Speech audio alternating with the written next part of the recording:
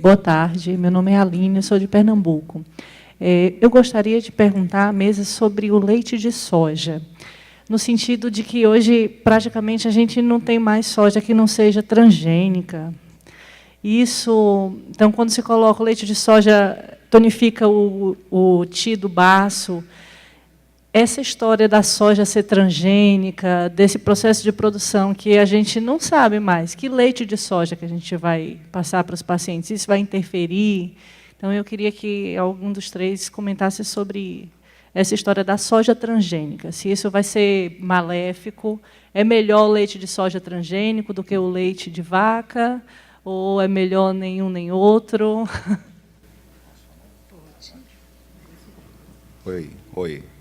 Oi, está ouvindo?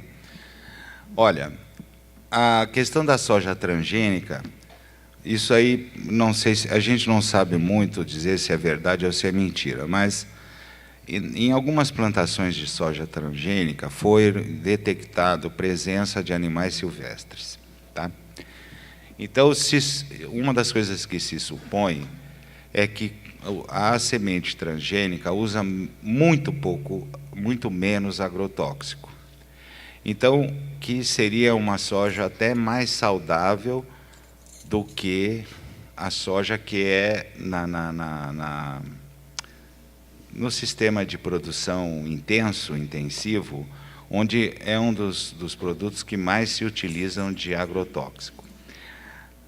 O que a gente sabe é o seguinte, que o leite de soja tem que ser bem cozido, a soja.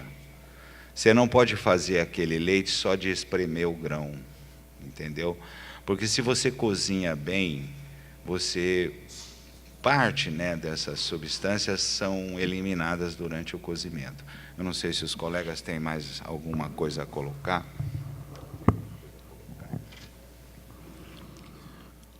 Eu não prescrevo nada de soja, por causa do cultivo e por causa de ser transgênico. Isso para quem tiver dodói. Para quem não tiver dodói, não tem tanto problema, né? E daí recomendo mais o tofu, que é a soja fermentada.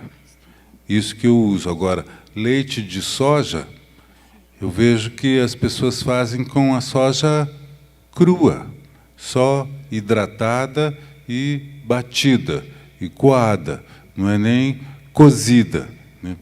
E muitas vezes, se a pessoa não tiver intolerância ao leite da vaca, é melhor usar pouquinho de leite de vaca mesmo do que o leite da soja, propriamente dito, que eu tenho as minhas desconfianças com ele.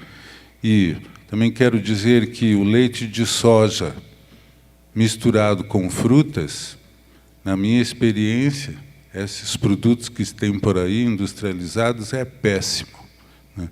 Isso daí não se deve usar, nem para quem está bom, quanto mais para quem está dodói.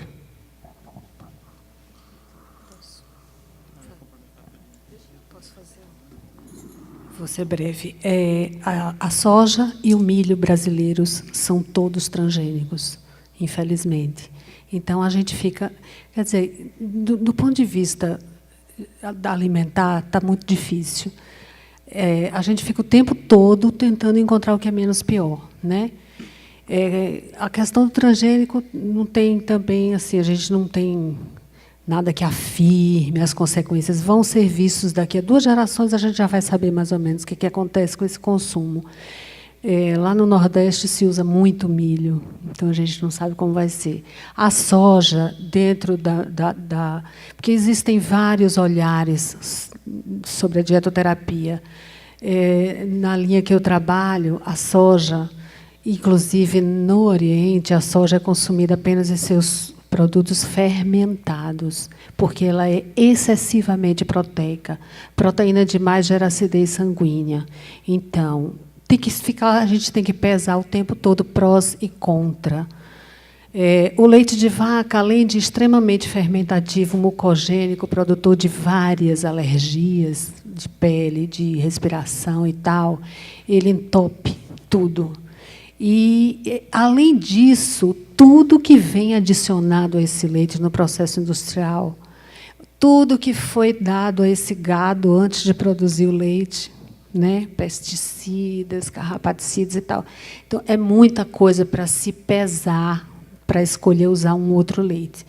O que é que eu faço na minha casa? A gente usa iogurte feito em casa. Eu ainda tenho acesso a leites que não foram industrializados, né? A gente consegue ter leite de produtor, de pequenos produtores, não compro leite pasteurizado nem leite em pó. A gente usa o iogurte, porque, mesmo do leite de vaca, o produto fermentado tem uma outra relação, uma outra digestibilidade. Como eu tenho criança pequena que precisou de um uso mais constante de leite, usei o leite de soja, feito em casa também. E, no dia a dia, a gente não faz coisas com leite, a gente faz coisas com suco de fruta, né? Até um bolo caseiro a gente faz usando suco de fruta. No máximo possível, a gente não usa. Tem algumas alternativas de leites vegetais, como o leite de amêndoas, que se aproxima muitíssimo da composição do leite humano, mas não é toda cidade que a gente encontra, ele é mais difícil de encontrar. Então, assim, é difícil fazer a escolha. Eu, pessoalmente, não uso leite de vaca, a não ser nos queijos fermentados e no iogurte. A escolher, eu ainda assim, mesmo na transgênica, ainda usaria o leite de soja, se possível, feito em casa. Eu acho melhor, a gente usa muito pouco.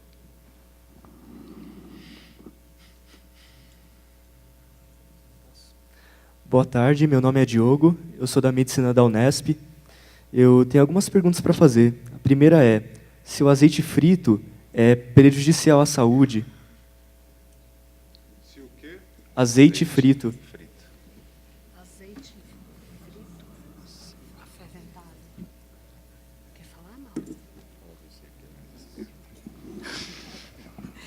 As gorduras aquecidas, todas elas sofrem um processo de transformação de sua molécula, chamado coalescência, onde suas moléculas se agregam, ficam grandes, com a digestibilidade péssima, as enzimas humanas não têm uma ação eficaz, um poder acumulativo maior, porque, obviamente, se não digere bem, não elimina bem.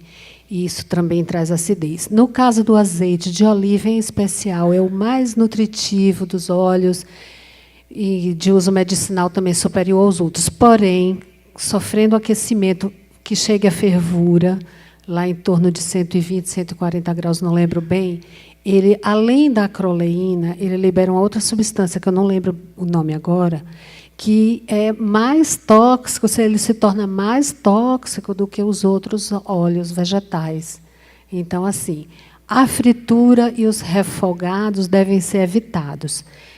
Se uma vez ou outra se quer fazer algo por puro prazer, né, aquele raro prazer, então não deixar ferver a gordura, dar aquela flambadinha rápida, e nunca com azeite de oliva, de preferência canola, talvez seja o mais levinho, mas o melhor é não aquecer gordura nenhuma.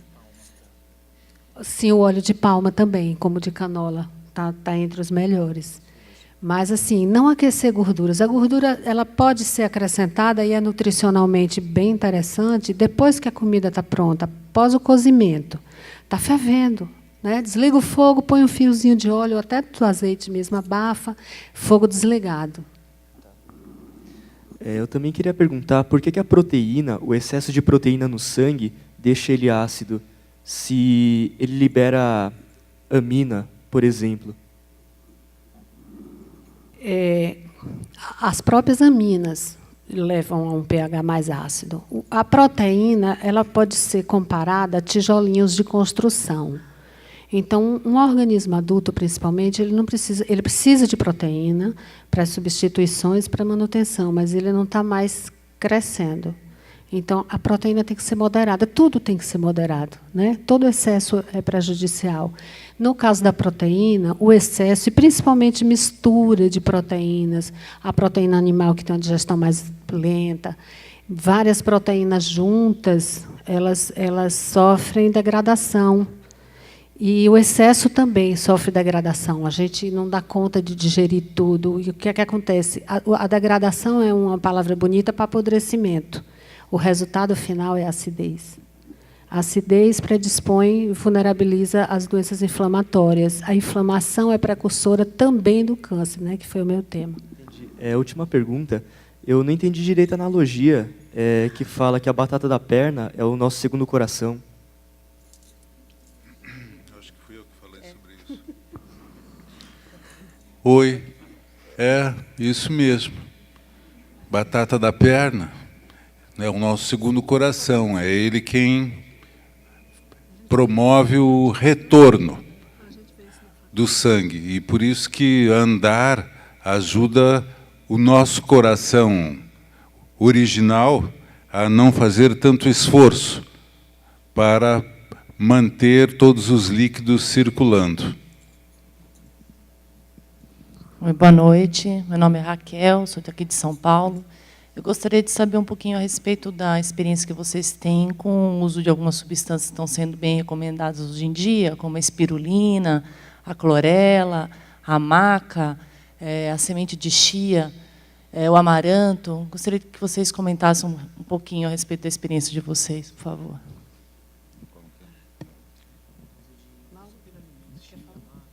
Pode falar. Você tem experiência? Eu não tenho. Eu não tenho experiência com isso. Né? Você falou clorela. Microalgas potentes, né, considerados um micronutriente, a espirulina e a clorela. Olha, a clorela mais como antioxidante. Então, eu sou meio velho já, entendeu? Eu penso como os antigos. Naquela época, lá aquele que eu te falei, não se conhecia açúcar, sabia do sabor, entendeu? Então, eu acho que eu penso sempre, primeiro nesse equilíbrio de sabores, depois na origem daquele alimento, de onde ele vem, ele é de boa qualidade, e procurar fazer uma boa combinação. Agora, eu sei que existe assim uma infinidade de coisas. Aliás, toda vez que você vê que tem um monte de receita, é porque ainda não descobriram bem a verdade. Então, existe um monte de coisa. Eu acho que deve ter valor, né? Sim, deve ter o seu valor. Eu não costumo pensar nisso. Procuro qualidade do alimento, se ele é de uma boa fonte, fazer uma boa combinação, respeitar a sazonalidade, as características da pessoa, né? Se ela está, como o doutor Mauro falou, se ela está com excesso, se ela está com vazio, e tentar fazer esse equilíbrio. Mas não fica correndo atrás dessas coisas, porque até é muito caro isso daí também, entendeu? O pessoal reclama disso. Sobre espirulina e esses complementos, normalmente eu não os prescrevo, mas as pessoas os trazem. E a minha opinião é que eles são complementos, são produtos que fazem complementação de minerais e que eles são bem-vindos, embora desnecessários. Mas se as pessoas quiserem usar, acho que tudo bem, não tem problema nenhum. Sobre os grãos novos que aparecem, como quinoa, isso daí, para quem quiser, é bem-vindo. Mistura-se no pão, né, normalmente. E o que eu vejo e o que eu procuro prescrever para as pessoas é uma dieta nacional tradicional, mais simples possível, tipo comidinha de vovó, né? Com pouco tempero, tudo o minimamente adicionado de condimentos e procurar sempre pensar que nenenzinho, vovozinho ou adulto que esteja dodói precisa de uma dieta bem parecida, que consuma pouco trabalho, pouca reserva do organismo. Então, esses cereais que não são próprios do nosso solo, do nosso país, eles são uma iguaria. Não há necessidade, a gente não precisa que eles sejam consumidos. Quem quiser pode consumir, mas a gente já tem tudo aqui. Eu concordo com o Mauro no sentido de que se tem uma alimentação variada, equilibrada, vocês viram quanta cor naquelas fotos que eu pus, é nesse sentido. Se você compõe o seu cardápio de maneira variada, um pouco de tudo que é saudável, não precisa de suplementação. Essas algas são riquíssimas. Eu tenho alguma experiência assim, focal, mas eu uso como medicamento, em alguns casos, para obter um resultado onde já existe uma deficiência, uma patologia e tal. Com relação aos grãos e os farináceos que caem na moda, eu concordo com o Mauro, né? A gente tem muita coisa na nossa terra, assim, tem coisas que vêm de fora que são modismo mesmo, mas tudo é rico na natureza. O que vem da terra, tudo é bem-vindo. A gente tem tempo para mais uma pergunta só. Oi. Oi. São 2 perguntas, pode? Primeiro, como se falou dos perigos do aumento exagerado de proteína com o consumo de soja, eu queria saber de vocês quais seriam as consequências, ou quais consequências vocês observam, desse uso indiscriminado agora, principalmente entre os jovens, de suplementos proteicos. Antes da malhação, para quem quer ganhar massa, tem suplemento proteico de proteína do leite isolada, várias dessas coisas, se vocês prescrevem, se vocês observam alguma consequência, como é que é isso, e se algum de vocês tem experiência com o uso do Noni. Noni.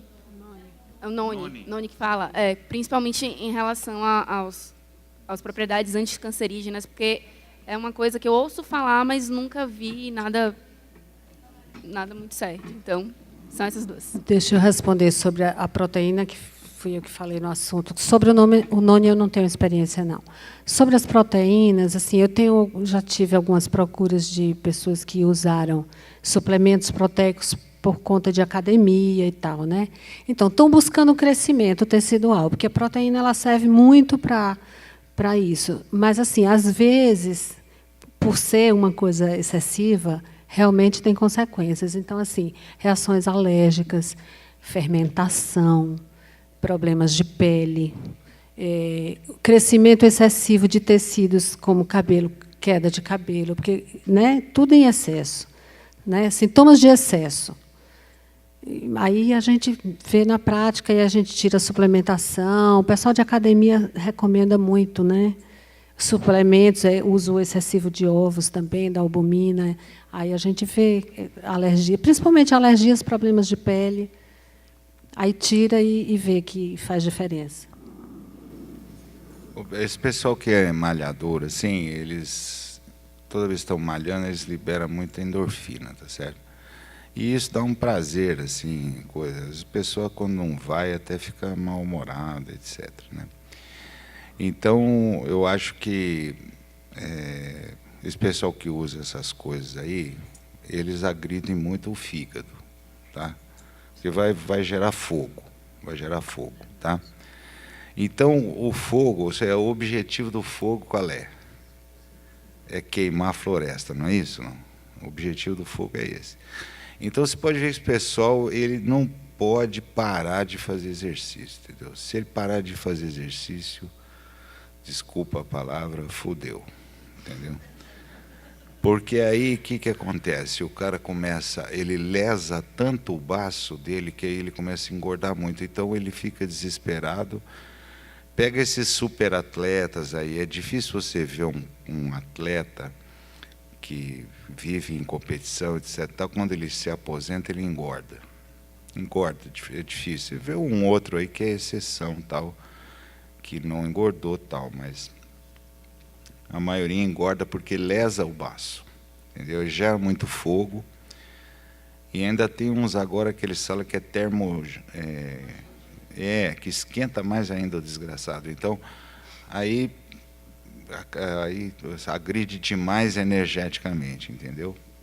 Então, eu quando tenho assim isso, eu procuro dar alguma orientação assim mais natural, entendeu? Vamos supor que ele quer fazer uma coisa mais de proteína e tal.